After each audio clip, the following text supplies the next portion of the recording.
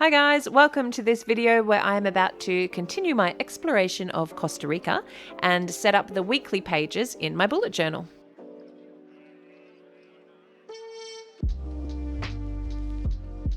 So I'm absolutely loving the island feels of this Costa Rican setup, just loving the tropical vibes. So I definitely wanted to continue that with my very first weekly page.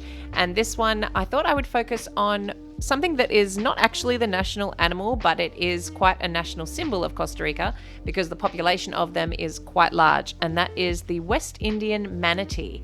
So these guys are possibly the cutest things ever. I think I've said that about other animals, but this one I feel like takes the cake. It is just so bizarre and cute looking. They're also known as sea cows.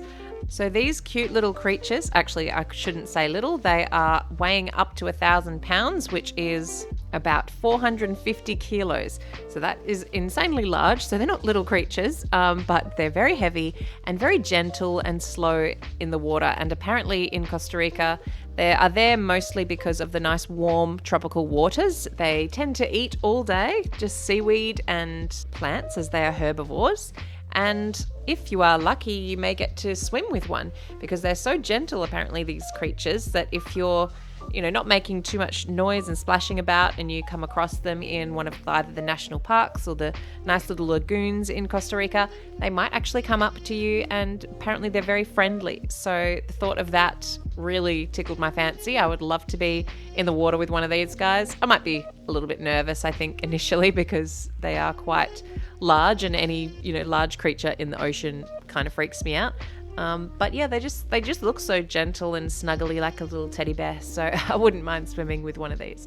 Now, I believe that one of the best places to find the manatees is in the Tortuguero National Park. And also at this national park, there was another species that I wanted to draw because they're also found there, and it's one of the largest nesting sites of this particular animal. And that is the green sea turtle, which is actually an endangered species. And so this is the largest nesting site for these animals in the Western Hemisphere. So I thought that was definitely something I was going to show. They actually have all 4 species in Costa Rica of the turtles. So you've got the loggerhead, the hawksbill, the leatherback, and the sea green turtle. So I thought that was really cool. So I just ended up making this whole spread like a marine life extravaganza with several animals on there. So I definitely had to get the little turtle in the background. And then I thought I would add 2 other species into the scene, which is one, the hammerhead, the scalloped hammerhead shark. There's quite a big population of these guys, especially in some dive spots in Costa Rica. And although I'd love to swim with the manatee, I definitely do not want to be in the water with these guys. I mean, I don't think they are super dangerous, but just the thought of being in the water with sharks absolutely terrifies me. And then the other animal I wanted to include was the humpback whale. So I've just done a little sneaky tail in the distance there. And this is because Costa Rica actually has more months with humpbacks in residence than any other place in the world.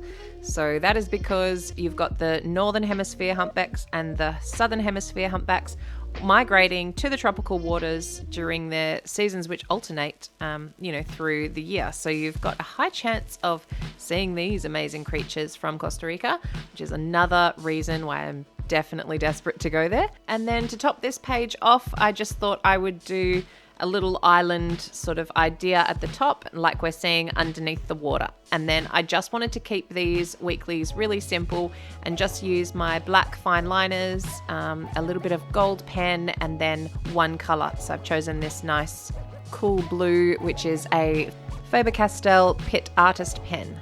So that's how our first marine inspired page turned out. And now it's time to move on to the next weekly spread. Now, this weekly spread, I decided to look at something quite unique that I haven't ever come across before.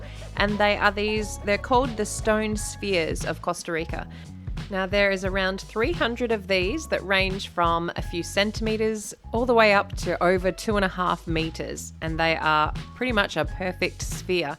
They're actually man-made by the Diquis culture, which is the pre-Columbian indigenous culture of Costa Rica.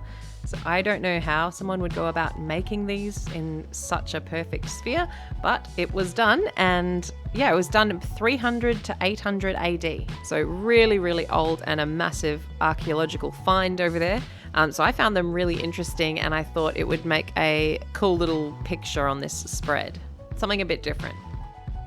Oh, and I thought it important to note that the stone spheres actually have been declared a national symbol of the country back in 2011. So you'll see these everywhere throughout Costa Rica as an icon, like that's representing their country as a whole. So I thought it was very important to include here in the setup. Now, while I'm colouring this in and finishing off this spread, I will just mention that in my last video in the main bullet journal setup for Costa Rica, I totally forgot to mention a couple of facts in the goodliness spread. I wanted to include the saying "pura vida," which is meaning pure life, and it's the national saying in Costa Rica. It's apparently everywhere, and yeah, someone reminded me of it in the comments, so thank you for jogging my memory. Yeah, I just really like the word pura vida, and yeah, it's just a saying that they live by, and just saying the pure life, and it's just lovely because they also have no army here, so the whole mentality of the country is very peaceful and neutral and just friendly. And Costa Rica is actually known as the Switzerland of Central America. So I thought that was important, so I didn't want to miss out on saying it in this weekly video. So I'm once again sticking to those basic few supplies for this page, just the black, gold and the blue, and just trying to illustrate very roughly a bit of a landscape scene in the background, and a few of those spheres on the top of a sort of a grass-covered hill, and then looking over the beautiful mountainous region. And here's a final look at how this spread turned out.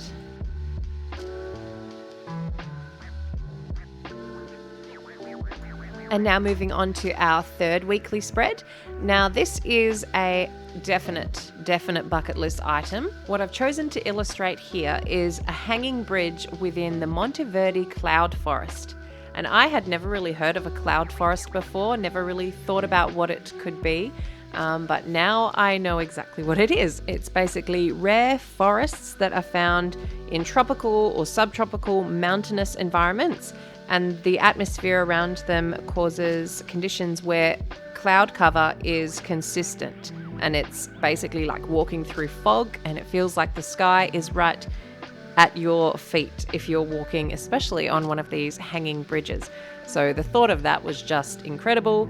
And then throw in the amazing nature and wildlife that's incorporated in these rainforests. Obviously, their moisture is coming from the condensation on those clouds, so everything is just beautifully rich in nutrients and moisture. So the bridge I'm drawing is the suspension bridge from the Monteverde rainforest. And that's just one of the things one of the ways you can get around in this forest. They also have heaps of hiking trails, so you can really get up close and personal with the jungle. And I'm guessing you would be able to see the animals as well. And I can't believe that they have 6 wild cats that are just roaming around. I mean, not 6 as in a number, 6 species of wild cats roaming around. And one of them is the jaguar. So I think that would be pretty incredible to see. And then there's also zip line tours as well, and aerial tram tours, all in addition to these skywalk suspension bridges. So an incredible stop on the journey in Costa Rica. This is the last page that I keep quite simple, just using that same pen, the gold and the black fine liner. I don't know that this actually seems to look like a rainforest. I don't think it's very representative of what I was going for, but I do like the effect and I think it looks quite nice. But yeah, I think it needs the explanation behind it. This is a, cloud forest, lots of foliage aside a bridge, I think it needs that description. But that's okay because it's my journal and it doesn't need to be described all the time.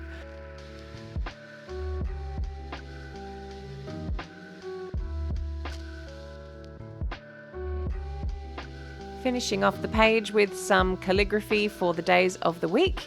And I don't know if I mentioned before, but if you're new here, this is where I time block and write any things that I need to achieve on each day. So this is pretty much my daily task list that go in these spaces on my weekly pages. So yeah, once they're titled up, that is the final spread, and here's how she looks. And now moving on to our final page, which you have probably already seen from the thumbnail of this video. And the subject is just something that I've been longing to draw or paint since I saw some photos of it in the tropical rainforests when researching Costa Rica. And so I couldn't go past it. It's an animal, it's called the toucan, and I'm sure you've heard of it before and seen it. It's such a highly recognizable bird that I just find it so impressive, and I was just dying to draw it basically and paint it. So I was recently sent some Arrtx jelly gouache, and I've also really been wanting to try that for a long time. I've seen it on other YouTubers on here and other artists using it on Instagram, and I just really wanted to see how it feels and how it paints. So I've been using a lot of gouache lately, but not this jelly gouache. So I believe the difference is that it stays wet and juicy in this palette for a long time, and you can reactivate it the same as you would another gouache as it gets sort of dried out, which I'm led to believe takes longer. So that I can't comment at the moment, but my first tries of this jelly gouache was really good, really fun.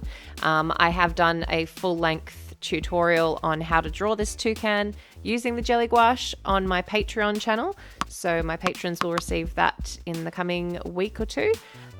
If you do want to check out my Patreon page, it's linked down in the description, and you can sign up there for as little as $2 a month to get those extra videos.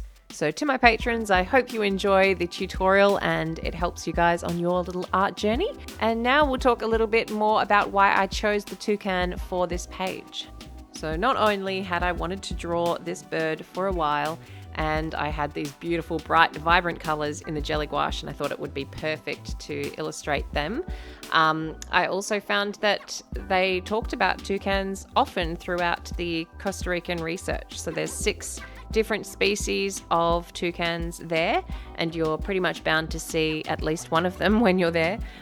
They're really popular all throughout Costa Rica. So being as I am an animal lover and I would love to see these birds in real life, I thought it best to do it. And the interesting thing that I found was I just figured they ate berries and seeds or something like a normal bird, but they actually eat a lot of fruit, and then they're actually quite vicious hunters.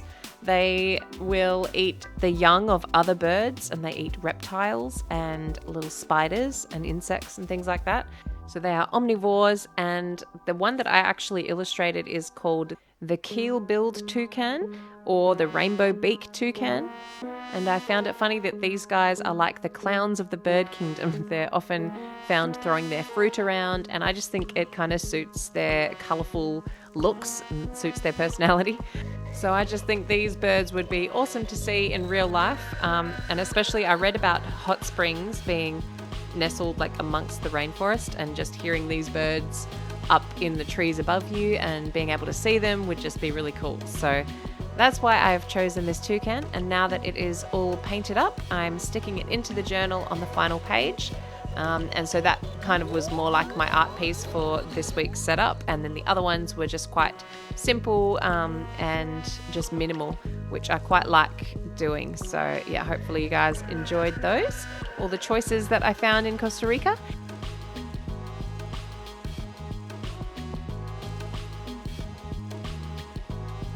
So here's a flick back through the weeklies that we've just set up, and it's not quite over yet. I will be doing another art piece next week for my Art on Cue series.